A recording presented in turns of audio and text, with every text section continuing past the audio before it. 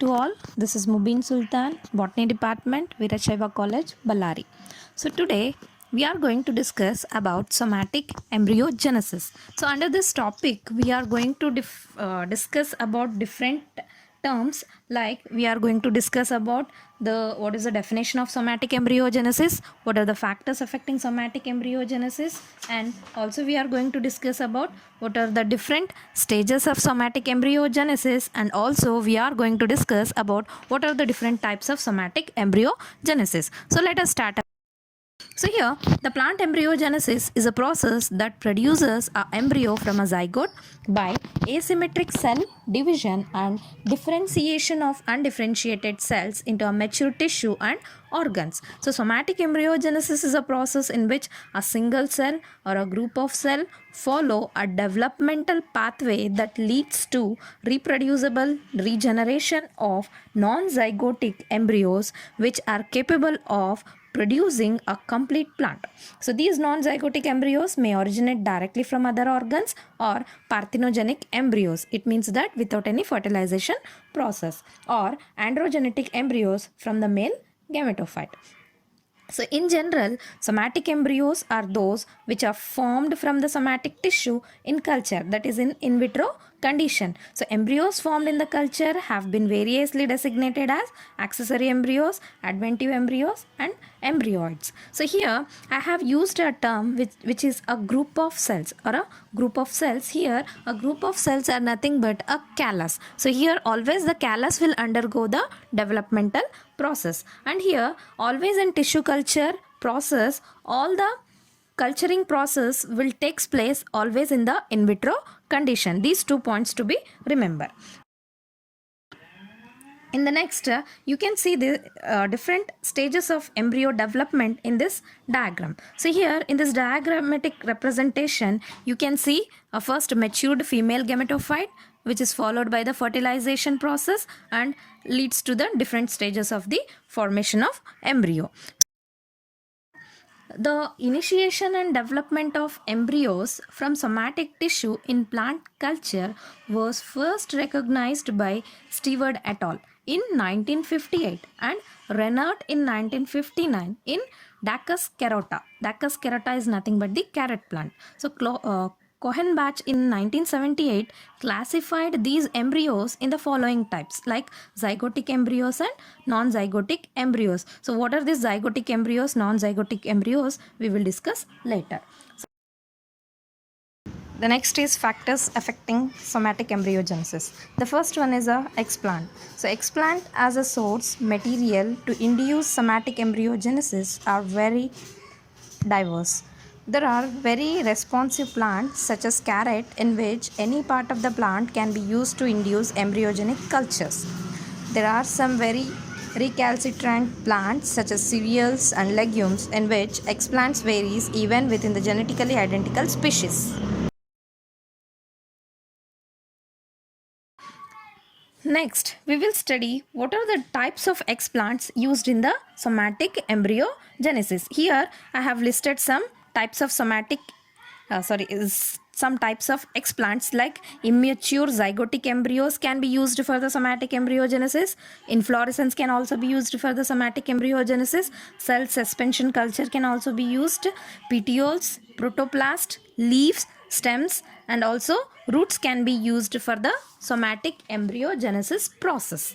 The next one is a plant growth regulators. So plant growth regulators are very important in a plant tissue culture method. So here the plant growth regulators like auxins, cytokinins and gibberellins are very important in any plant tissue culture process. So same like that, even in the somatic embryogenesis also the auxins, cytokinins and gibberellins play a vital role. So as you all know that auxins help in the inducing the cell development. So here 2,4-D has been the best synthetic auxin used for the inducing somatic embryogenesis. Continuous supply of auxin causes embryogenic cells into divide without the appearance of embryos. So embryogenic cells after treatment with the auxin must be transferred to the auxin-free media that constitute the embryo development media. So next one is a cytokinin. So it produces globular embryo from initial embryos.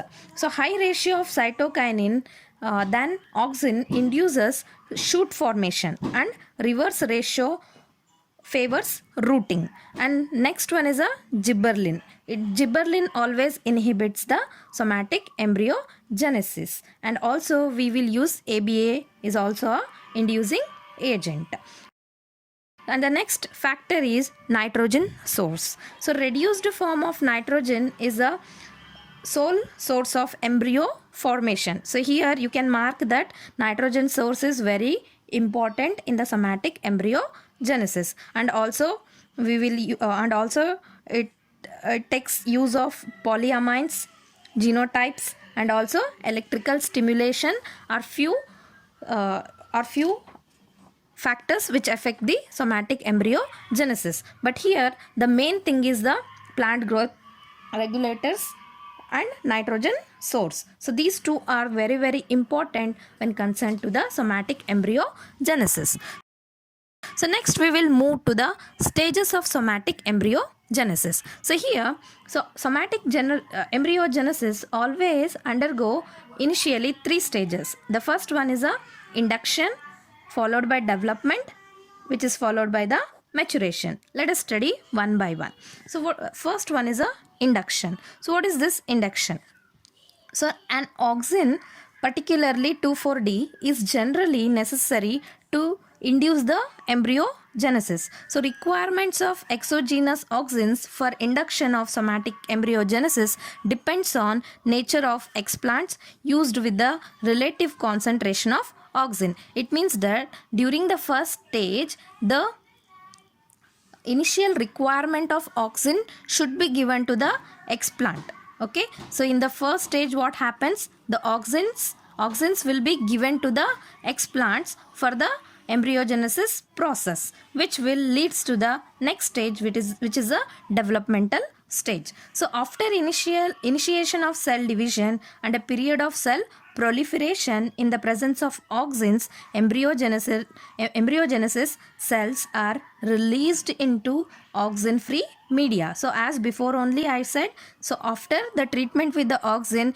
immediately the explant should be placed in a media which is free with the auxin. So these cells are in the cluster of cytoplasmic cells called as proembryonic mass of cells. So after the treatment of auxins, the explant should be placed into the media which is free from the auxin. So here the cells, the cluster of cells which are present on the media, they are called as proembryonic mass of cells. So this proembryonic mass of cells, which it will move to the next and final stage, which is a maturation stage. The quality of somatic embryogenesis with regard to their germinability or conversion into plant is very poor.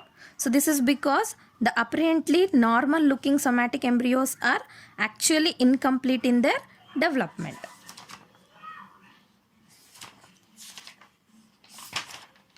So unlike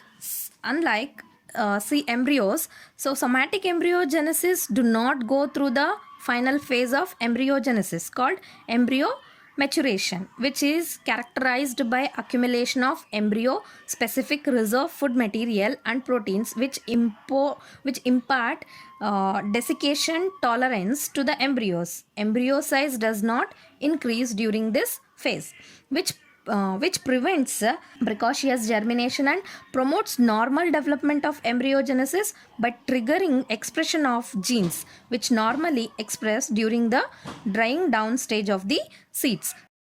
So as you can observe the different stages of embryo formation, maturation and germination in this picture.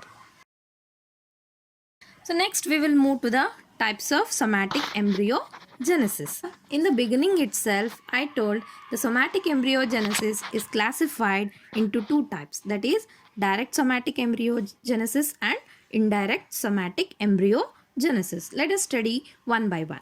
So first one is a direct somatic embryogenesis. So here the term direct itself indicating that the embryo formation will takes place directly in the sense the embryos are formed directly from the explant tissue, creating an identical clone without producing of intervening callus. So here the embryogenesis will takes place directly from the explant without the formation of any mass of tissue which is called as a callus. So next we'll move to the indirect somatic embryogenesis. So when explants produces an undifferentiated mass of cells which is maintained or differentiated into embryo. So here specific growth regulators and cultural conditions are required. So it means that first direct somatic embryogenesis will directly produces the embryo from the explant, whereas in the indirect somatic embryogenesis first the explant will undergo the formation of mass of cell which is nothing but the callus. That callus will be provided with a different cultural condition, then only it is capable of producing the somatic somatic embryos. So this is a difference between the direct and indirect somatic embryogenesis. So after studying all these steps and different types of somatic embryogenesis, so this embryogenesis gives some advantages as well as the disadvantages.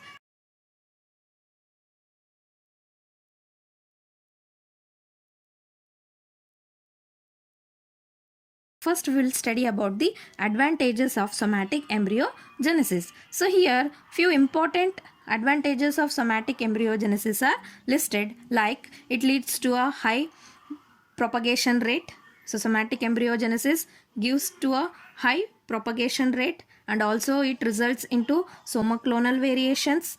It helps in the labor saving, elimination of disease and viruses. So these are some of the important advantages of somatic embryogenesis. And here the somatic embryogenesis also gives the disadvantages. So the disadvantages are like it is confined to only few species. Okay, so this somatic embryogenesis cannot be achieved in all the species of the plants. So this is a big disadvantage of somatic embryogenesis. So only in the selected species itself the somatic embryogenesis can be achieved. The plants, the somatic embryos which are formed by the somatic embryogenesis will show a very poor germination because of physiological and chemical immaturity. So here as we said that the entire process will takes place in the in vitro condition, that too by providing some